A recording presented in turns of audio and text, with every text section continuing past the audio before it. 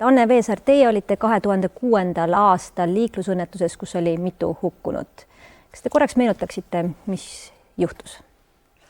Jah, sellest on nüüd nii kaua aega möödas, et ega ma ei olegi tahtnud seda lugu eriti meenutada oma elus. Ma ei saa öelda, et keegi oli selles õnnetuses süüdi, sest inimene, kes tekitas laupkokkupõrke, tal juhtus terviserike ja selle eest ei ole kaitstud keegi, kui ta on roolis. Et see võib juhtuda nii noore inimesega kui eakama inimesega. Ja mina tegelikult tajusin, et midagi on juhtunud alles siis, kui pauk käis, kui laupkokkupõrge oli toimunud. Sest ma istusin 3-realises väike bussis kõige tagumises reas ja muidugi oli mul turvavöö kinni ja ma lugesin ja mul olid prillid ees ja siis käis pauk ja siis ma sain aru, et midagi on juhtunud ja nägin, et veri jookseb. Ma ei saanudki aru, kust. Ühesõnaga sain aru, et on juhtunud liiklusõnnetus, kuidas, mis ja autos sain ma ka kohe aru, et üks meie hulgast on nüüd läinud. Ja nii see oli. Kuidas sa seda aru said?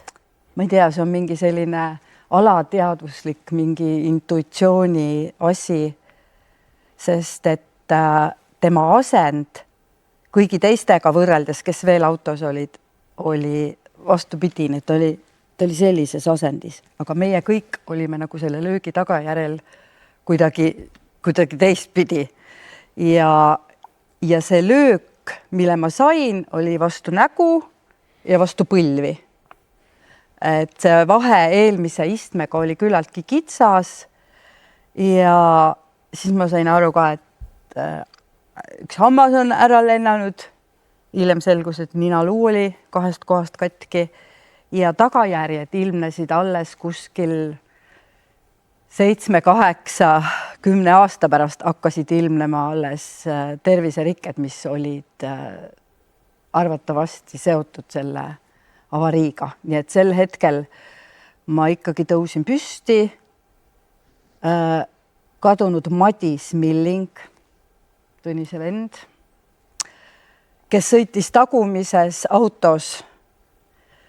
Tema kui päästja hingega inimene tuli kiiresti appi ja siis nägi, et seal autos on need inimesed, kellega ta peab paari tunni pärast Vanemuise teatris kokku saama, et proovi teha ja õhtul etendust mängima. Tänu sellele, et Madis nii kiiresti reageeris, saime me autost välja, kutsuti kiirabi, kutsuti päästeteenistus ja on hetki, mida ma ei mäleta.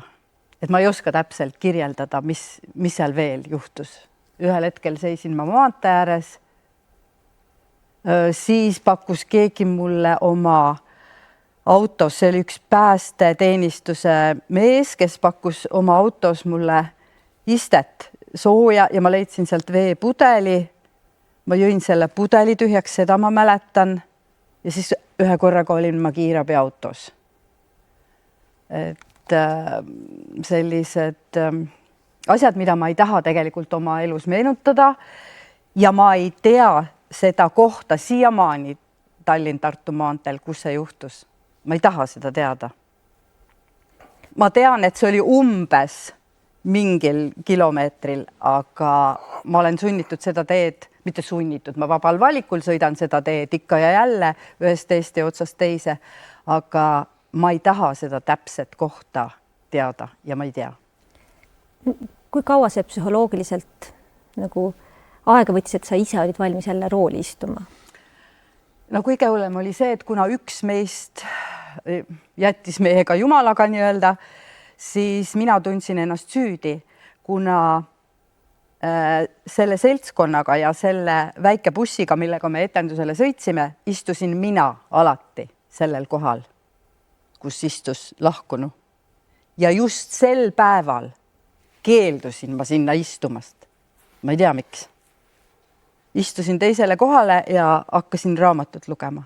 Tavaliselt istusin ma siis nii-öelda sellel keskmisel kohal ja see oli see, mis mind kõige rohkem piinas ikka ajaliselt, aasta-kaks vähemalt, et mina olen süüdi.